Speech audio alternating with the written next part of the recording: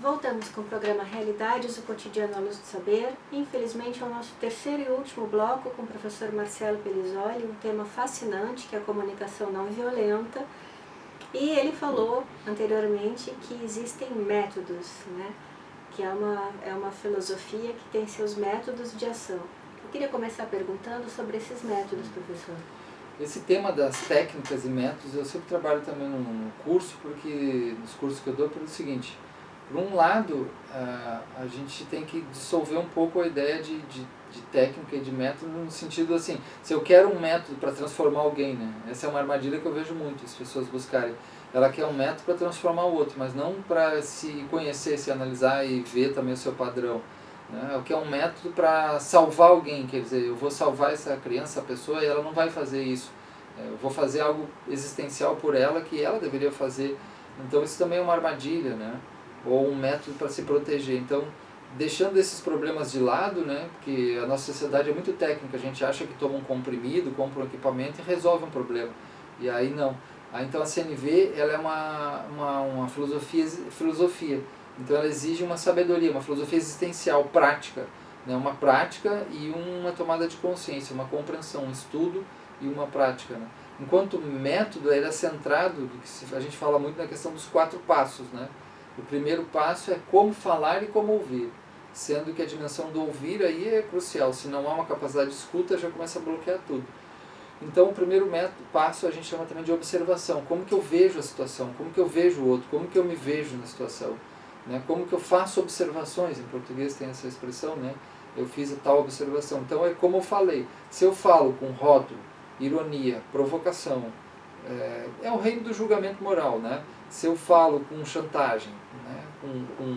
Se eu falo com vitimização, generalização, comparação, isso é o ponto básico, né? Quase tudo está por aí.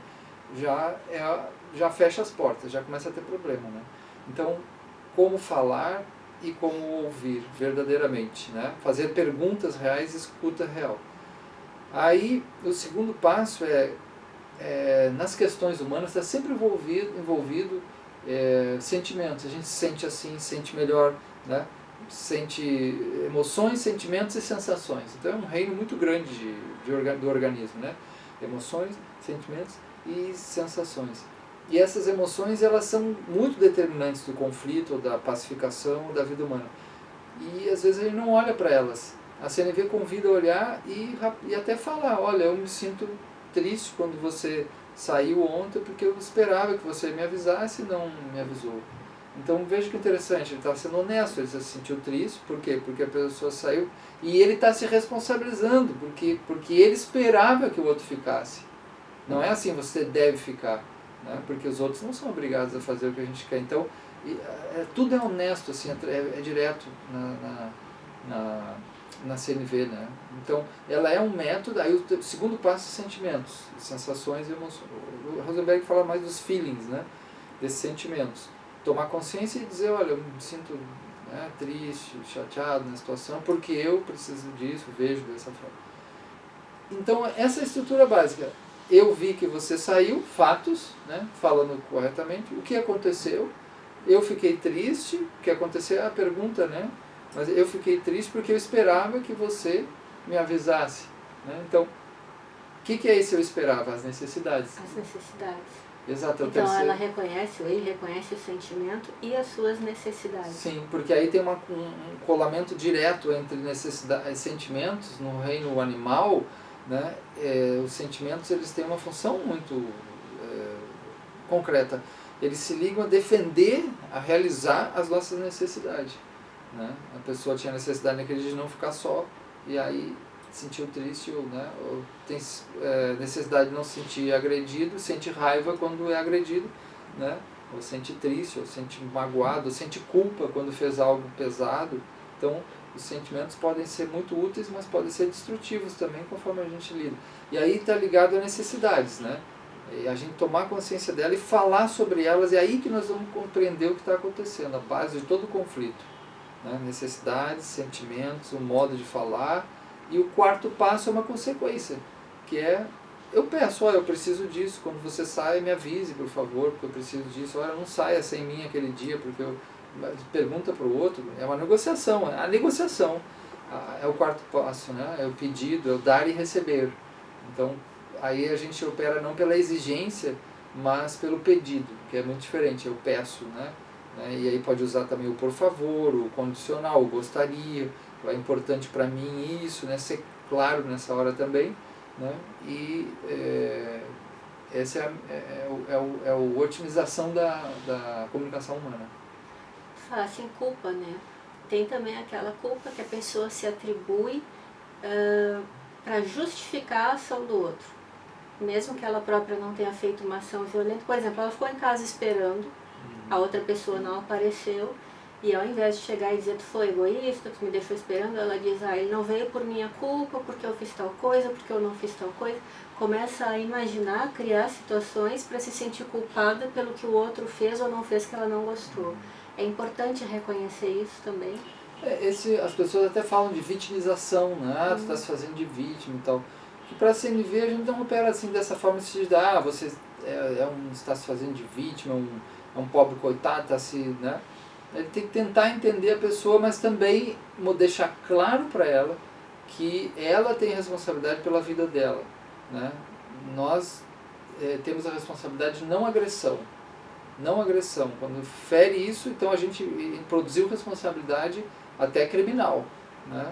Então, a responsabilidade do outro fica com ele nesse ponto. Eu posso ser parceiro, amigo, posso ouvir, isso tudo é o mais fundamental, né?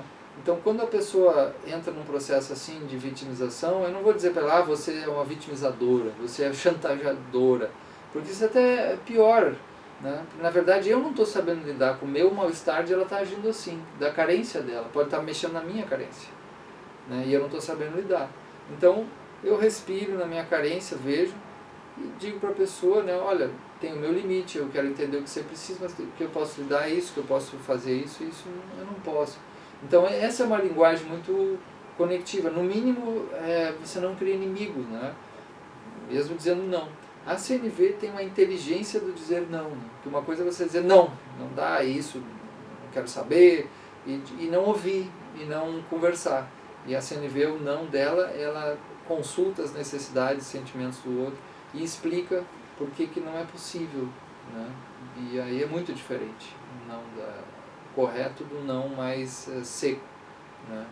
Mas Rosenberg, ele nessa questão da vitimização, ele era muito forte, sabe? Ele era, até às vezes parecia um pouquinho duro, assim, né? Eu fiz curso com ele e ele é muito forte, assim, a visão dele de questionar essas vitimizações, de autorresponsabilizar a pessoa, né? Ele usava dois bonecos, o lobo e a girafa, né? O lobo como aquele que não sabe ouvir, e ele diz, não, tem lobos que são chorões, são vitimizadores, né? E querem pegar você pela vitimização. Mas agora, como é que a gente vai separar, voltando para a questão dos grupos, né? Como é que a gente vai separar o que é vitimização do que é sofrer violências reais? Então, pensando de novo nos grupos vulneráveis, né? Enfim, índios, negros, LGBT sofrem violências reais. E às vezes a pessoa pode chegar lá chorando, né? Isso não é auto-vitimização. Como é que a gente sabe identificar isso? Como é que faz? Se pergunta para a pessoa? Como é que se identifica essa questão? A gente está vivendo tempos de muito sofrimento, assim, né? De muita intensidade de dor, assim, né? Então a gente vê coisas. Eu gosto de separar coisas assim mais reais e mais reais. Eu trabalhei no presídio, por exemplo, durante quase 2 anos, e lá e trabalhei também às vezes em comunidades, e a gente vê problemas muito reais. Você não tem dinheiro para aluguel, né? Você quebra uma perna, precisa de um médico, coisas, né, bem básicas. Então eu digo que a maior parte dos problemas das pessoas incluídas, né, provavelmente você que está assistindo, talvez a maior parte das pessoas que estão assistindo, estão ouvindo a gente, né, eles têm problemas imaginários também, né? São problemas, ok, mas são coisas que ferem, que como tem que ser visto, né? Agora, quando tem coisas assim mais da gravidade social, como você falou, dessas minorias, a gente precisa acolher. E aí a CNV, para todo lado, para seja um, seja outro, ela tem a potência da escuta, ela tem essa qualidade de agregadora, a qualidade pacificadora, ao mesmo tempo sem perder a firmeza, né? Então, isso é uma preciosidade, porque as pessoas, o que elas mais precisam, uma das coisas que elas mais precisam, são serem ouvidas, né? E ser ouvido é algo muito precioso. Então, esse eu acho que é o grande, e como falar e como ouvir, o grande ensinamento da comunicação não violenta, né? Lá no espaço de restauração, na universidade, na UFPE, vocês aplicam a CNV? Sim. O EDR, né, que eu passei o site para vocês, que é um órgão da Universidade Federal de Pernambuco, é um órgão de pacificação, é um órgão resolutivo. Ele faz círculos de pacificação, círculos de diálogo, círculos onde tem conflito, faz escuta empática, que ouve as pessoas que estão entrando em alguma situação difícil, ou precisam ser ouvidas também, ou em conflito ou não, e faz essa escuta empática, faz círculos restaurativos, né, de construção de paz, atua já há 1 ano e pouco com constelação familiar, principalmente para os nossos alunos, né, a gente tem trabalhado até com ameaças de suicídio e tudo mais, e tem tido grande êxito em ajudar existencialmente com constelações sistêmicas familiares para a comunidade acadêmica, né, com a professora Cíntia Luciene e a professora Cecília Costa, que estão lá, né, junto comigo, além dos outros membros do EDR, que é a professora Maria José, da Universidade Federal, né, Maria José Matos Luna e Fátima Galdino. A gente tem feito também círculos abertos. Quem quiser chegar é só olhar pelo site, nos ligar, e os círculos de diálogo aberto, né, nas quartas-feiras pela manhã. E tem promovido muito curso também, cursos online, cursos presenciais, cursos na universidade, cursos fora da universidade, na área de conflitos e relações, sistêmica e comunicação não violenta, assim, porque a CNV cresceu muito no Brasil em vista da crise mesmo, da crise relacional que a gente está vivendo, né? Outro dia tu falava que muitas pessoas do judiciário procuram os cursos de CNV, né? Qual é o motivo? Por que as pessoas do judiciário estão se voltando para a CNV? Porque a justiça, enquanto instituição, não enquanto valor, né, enquanto praxis social, que é isso que ela ela tem se voltado cada vez mais, se aprimorado cada vez mais, né, porque ela se afastou muito das pessoas, da comunidade. As oitivas, as escutas no judiciário eram coisas meramente formais, que não era uma escuta real. E aí agora, com a ideia restaurativa, com a importância da mediação, da conciliação, que o Conselho Nacional de Justiça também tem apoiado muito, e a própria CNV, se descobriu uma ferramenta poderosíssima para os operadores do direito, para os técnicos, trabalhadores, dos juízes, para o juízo, de uma escuta efetiva e real, e uma compreensão e um diálogo que pode ser muito elucidativo e trazer soluções já ali na hora, num processo de alto grau de mediação, como tem acontecido no país, com esses métodos chamados autocompositivos para conflito, né, e que são métodos de cuidado relacional.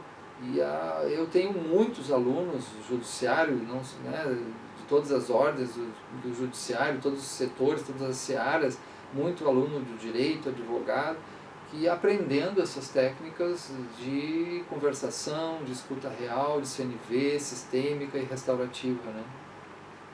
Então também é uma maneira de tornar o judiciário, digamos assim, mais humano, entre aspas, não gosto muito de usar essa palavra, mas mais humanizado, né? Ou seja, não olhando o ser humano que está ali como um objeto da justiça, mas como um sujeito, né? Exatamente, porque além da mera questão formal técnica, né, e da própria burocracia que é envolvida, que acabou sendo criada, a burocracia advocatícia toda também, como isso se afasta da verdade dos fatos muitas vezes, né, pelos escaninhos da lei, pelos escaninhos advocatícios, escaninhos legais, se perde às vezes a própria, né, efetividade da justiça. Então, quando a gente trabalha com esses processos restaurativos, comunicação não violenta, a gente também visa uma transparência, uma solução mais efetiva, mais capilar, né, capilarizada, mais sistêmica, né, onde as pessoas possam se encontrar e resolver esses conflitos aí de uma forma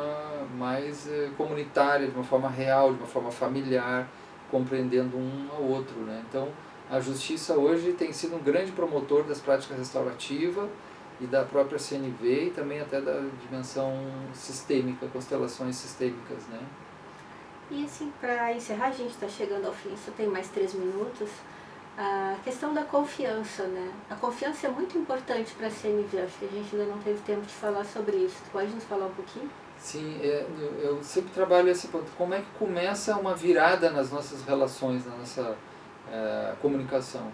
Com um voto de confiança real na sua própria natureza, na sua essência, uma confiança de que por trás da dor, da raiva, né, por trás disso tudo que vai gerar desconfiança de si mesmo, que se projeta na desconfiança do outro, né, porque quando eu não tenho confiança na vida, é uma perda da confiança em mim mesmo, né. Então, a confiança tem dentro a palavra fé, né, fiare, né, fides, né, de fé, onde eu dou um voto de força. Quando tem confiança, eu coloco energia no processo. Eu coloco, eu aposto, eu coloco consciência, eu coloco atenção e aquilo fica, tem uma energia para funcionar. Qualquer projeto, qualquer motivação, qualquer projeto que eu tenha sem a motivação, sem a confiança, é muito mais difícil de se realizar. Então eu passo a confiar mais de que usando um método mais transparente, mesmo que eu vá errar muitas vezes, mesmo que eu vá ser ferido algumas vezes, né, eu fico com a minha consciência usando um método mais pacífico, fico com a minha consciência. Isso é uma confiança na vida, né? E no fim das contas todos nós somos finitos, né, frágeis e vulneráveis. Então ter uma confiança de que esse processo tem algo maior, assim, né? Eu estou em função de algo maior da vida, de um sistema todo, sistema vida. Então essa é a confiança na vida, é dizer sim à vida e aí sim ao outro, de alguma forma, mesmo que eu não concorde com ideias dele, né? É uma concordância do coração, concordes, né? Essa é um reconhecimento do outro, né? Reconhecimento da minha própria vida. E não concordar, só lembrando, não concordar com a ideia do outro não significa conflito, não significa entrar em conflito, mas muito antes, como o Marcelo falou, entrar em acordo. Então a ideia básica é essa, né? A gente às vezes ouve as pessoas dizerem assim, vamos chegar a um único acordo, ponto, não, a um único ponto, a um denominador comum. Sim. E na verdade a ideia não é essa, porque isso pode ferir as necessidades de alguns, né? A ideia é chegar a um acordo com o coração, né? Um acordo baseado no coração, no sentimento, na abertura ao outro, na escuta, nas perguntas diretas, né, Marcelo? Para que então não haja conflito, para que se resolvam as questões e, no mínimo, como ele disse, não se criem inimigos. Esse é o mais difícil, é chegar ao acordo, né? É o acordo do cordes, né? Porque a vida humana ela é uma vida cardíaca, é uma vida relacional e emocional. Então a gente aprecia muito quando tem pessoas cordiais, porque elas operam pelo coração, né? São pessoas mais pacificadas, mesmo que elas podem ficar bravas, chateadas, é mais fácil de elas voltarem, né? Elas têm maior capacidade de escuta. Isso é um exercício, né? Isso não acontece de uma hora para outra. Como a gente está viciado em agressividade, em dor, em raiva, isso é um exercício de entrega, né? Um exercício de disciplinar. Você tem que fazer a disciplina de cuidar de si e cuidar do outro, né? A CNV ela é uma filosofia prática, uma praxis. Ela tem uma teoria de compreensão profunda e uma ação de prática, de exercitar, como meditação, yoga, como exercício físico, né? Você vai praticando e vai se beneficiando disso e vai modificando o seu ambiente, né? É isso.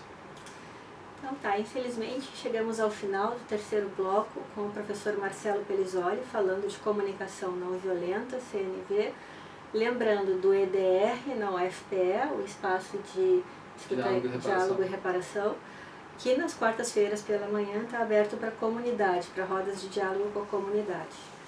Tá, professor, muito obrigada e espero que a gente possa fazer novos programas falando dessa perspectiva da paz. Obrigado, Lorene. Até a próxima, né? Até a próxima.